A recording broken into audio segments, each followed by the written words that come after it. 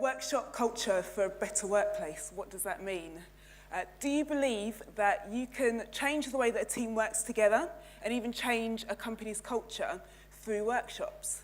So that's what I'm going to be talking about over the next 20 minutes. My company is called Bracket, and at Bracket I help teams work better together, and particularly teams that work in the creativity and innovation space, teams that need to be creative and innovative together.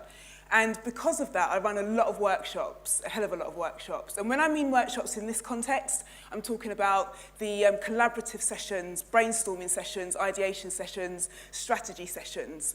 And I didn't actually come to what I'm doing through a want of being a workshop facilitator. It just made sense because I've got a love for and a passion for the power of collaboration. And it just made sense to me that if I was to get people to work well together and generate great creative ideas together, I'd need to get them into a room, and I'd be the one to guide that discussion. And what's happened is that I've not only seen what can happen in a room when you get a great group of people together, and it's facilitated brilliantly, but I also started to see that running great workshops can have an impact beyond the event itself. So I love running workshops. You can probably tell by the end of this presentation how passionate I am about what I do.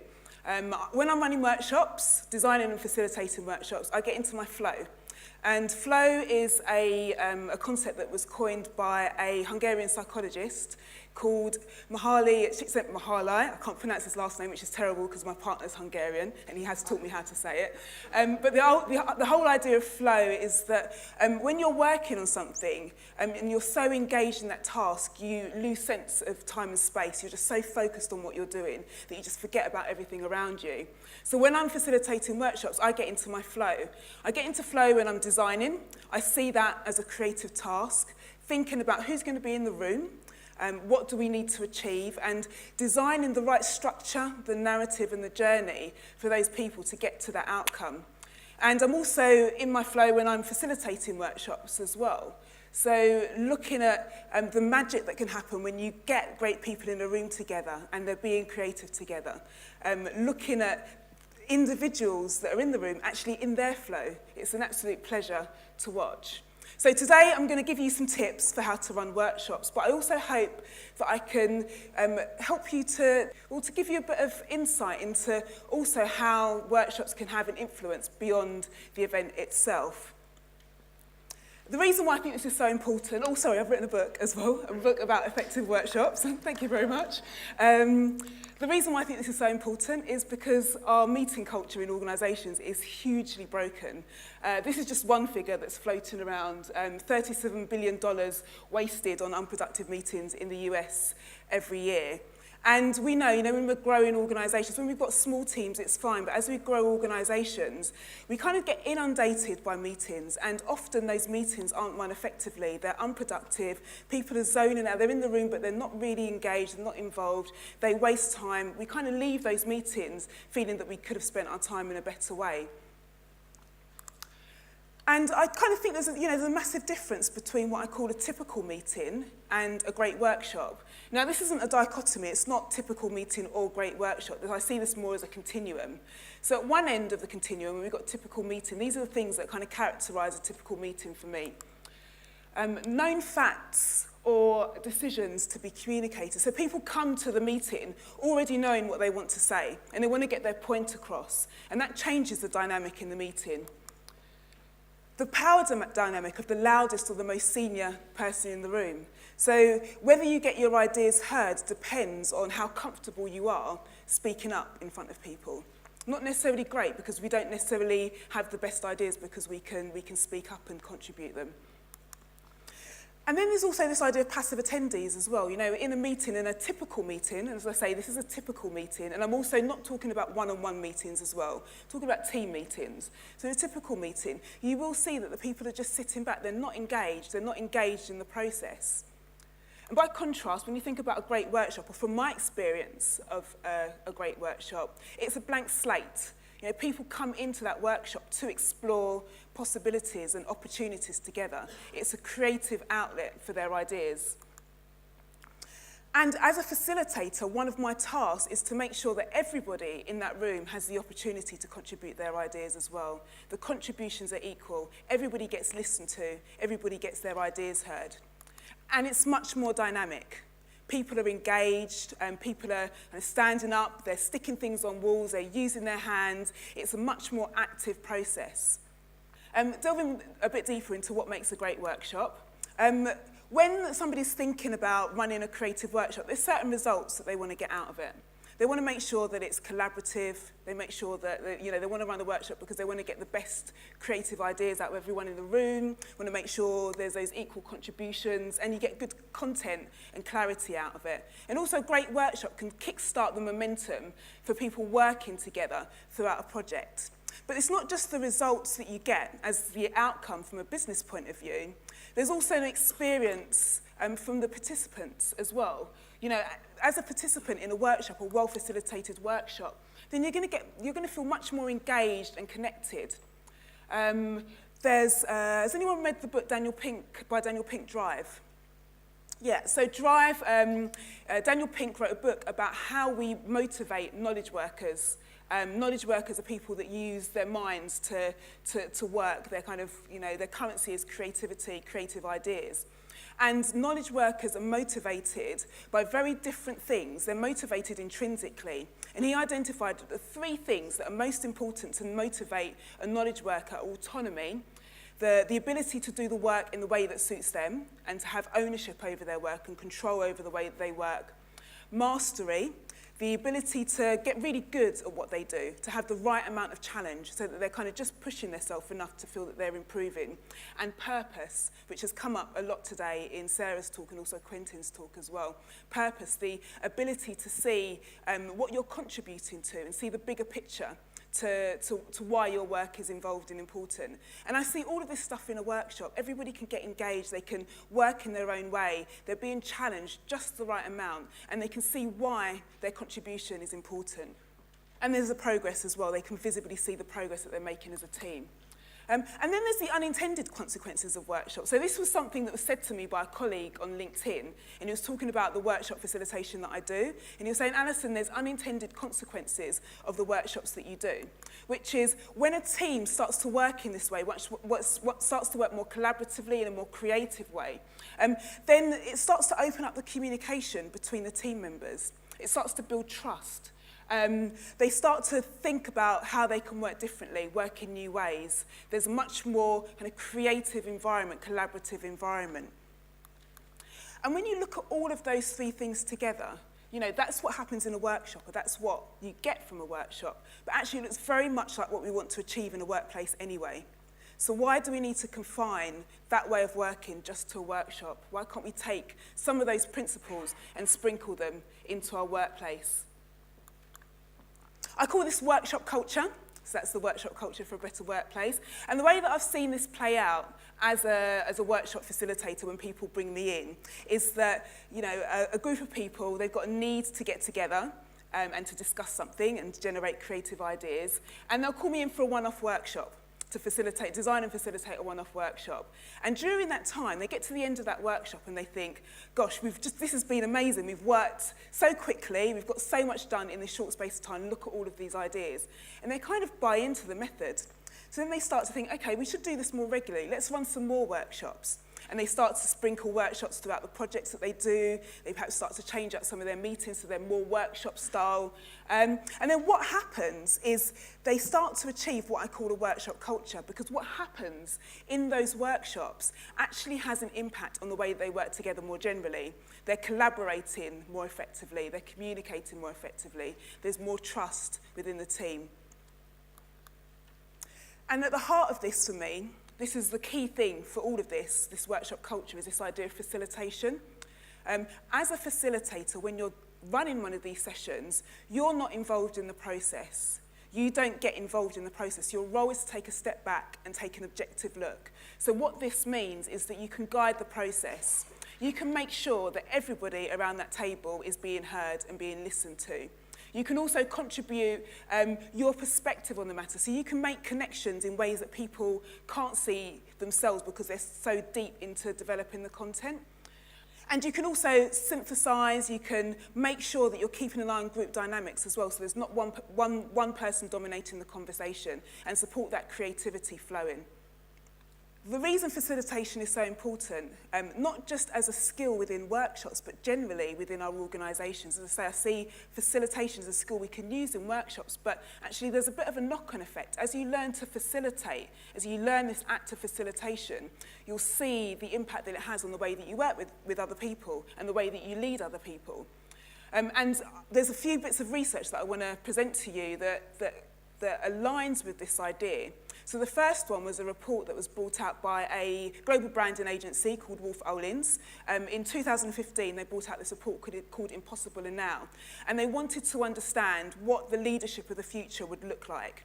And they interviewed 43 CEOs and 400 employees. And they realized that what was traditionally thought of as a leader was changing. This is what one of the descriptions they came up with. So leaders are learning to be less the visionary, less the sage, less the objective setter, more the shaper, the connector, the questioner. So it's not about making decisions and telling people what to do. It's about stepping back and actually facilitating, shaping, connecting, questioning, all key skills of facilitation.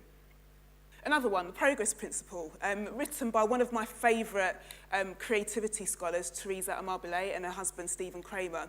And Teresa Amabile is focused on finding out the principles for team creativity. And in this research, they wanted to find out what made a great day for people that work in creativity and are knowledge workers. So what they did was they looked at, it was 238 knowledge workers. They asked over a period of time, these knowledge workers at the end of the day to take a daily diary entry, talking about their day and whether they thought that was a good day or bad day. At the end of this process, they had 11,000 diary entries. They scoured through them all, and they found that the single common factor that made a difference in everybody's day was they made a tiny bit of progress. They just moved forward. It didn't have to be a massive bit, just a small bit, moving forward, that progress. So again, it changed the way that we thought about managers, because we thought managers were there to tell people what to do and to make decisions and do the work. When actually, it was very much about clearing the way for people to have that smooth path to progress, to making progress, making sure there were no blockers and barriers in the way to people being able to get their work done. Another key skill of facilitation, guiding that process, getting the blockers out the way so people can progress. And then the final bit of research is by Abraham Carmelli and Paul Paulus. And they came up with a concept called ideational facilitation leadership.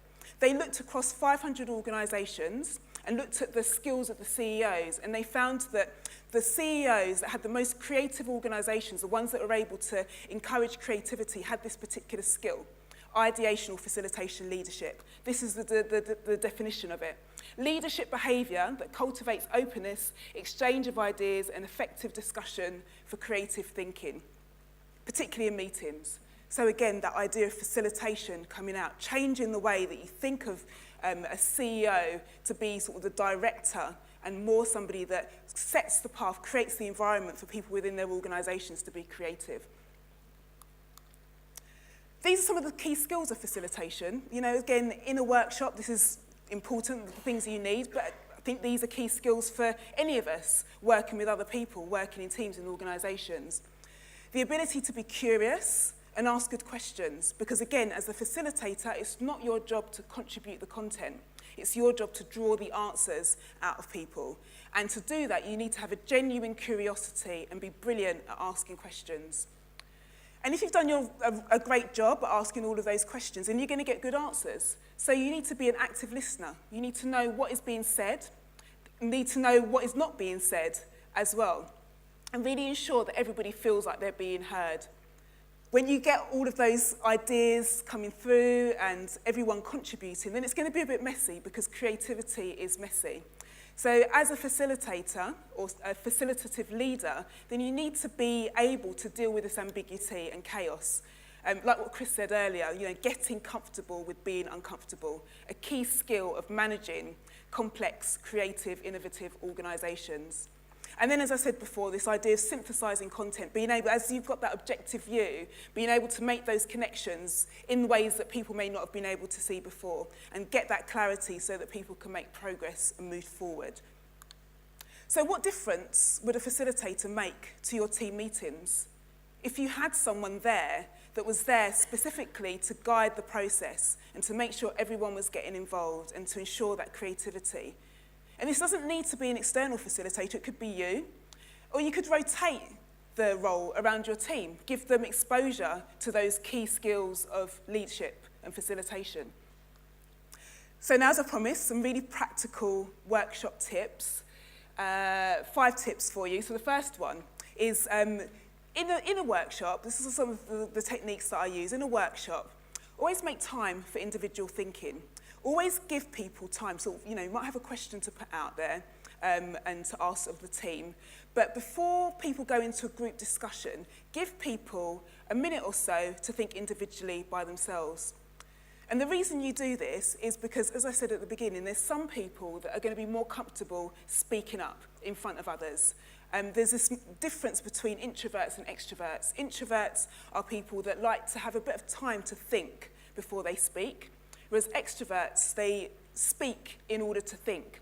So you can imagine that the extroverts in a meeting will be very comfortable speaking in front of people, whereas the introverts might kind of get a bit sidelined. Not to say they don't have good ideas, but they just need a different way of processing them. Giving people time to think individually also kind of starts to manage that balance between junior staff and senior staff, because you can, again, give people a bit more space and time to think about what they say before they speak up. So that's the first tip. Second tip is that you want to make a differentiation between the conversations that you're having to generate ideas and the conversations that you're having to make decisions, because they're very different types of thinking. Ideas generation is about divergent thinking. You're opening up, you're exploring opportunities, you're thinking about possibilities. It's about quantity of ideas, coming up with as many as possible. Decision making, or selecting a few ideas, is much more about convergent thinking. You're kind of applying criteria to select ideas, and there's a quality there. By their nature, they conflict with each other. If you've got lots of people generating ideas and people going into convergent thinking too early, then you're going to shut down those ideas too early. So ideas do need time to incubate, and they need space. At the same time, if you've got to the end of a meeting and you're trying to make decisions, people are still trying to generate ideas, you're going to go around in a discussion loop, and it's going to get very, very frustrating. So one single way that you can make your meetings and your workshops much better is to make a difference between divergent thinking and convergent thinking. Just separate them out. Now we're in divergent thinking mode, we're generating as many ideas as possible. Now let's go into convergent thinking mode. We need to be a bit more critical. Absolutely fine. Based on that, related to that, you also want to make space for productive conflict. Something that Lara said in her talk earlier. You want people, if you're bringing people together with diverse thoughts and opinions, you want them to challenge each other. You're not there for everybody to think the same. You want to have those points of conflict, productive conflict, constructive conflict, where people are making each other's ideas better. So again, you just need to make space for it. Don't shy away from it. Actually say, okay, in this part of the session, this part of the meeting, now is the time to challenge each other's ideas. Let's really make these ideas better. Absolutely fine to do that. Make it dynamic. So when I think of a traditional meeting, a typical meeting, think of people kind of sitting around a table, some people kind of zoning out, some people leaning forward. With a workshop, you usually get people using post-it notes and writing with Sharpies on the post-it notes, sometimes using the wall, getting people to stand up, walk around. And there's research to show that when you get people using their hands and standing up in meetings, they're actually more productive.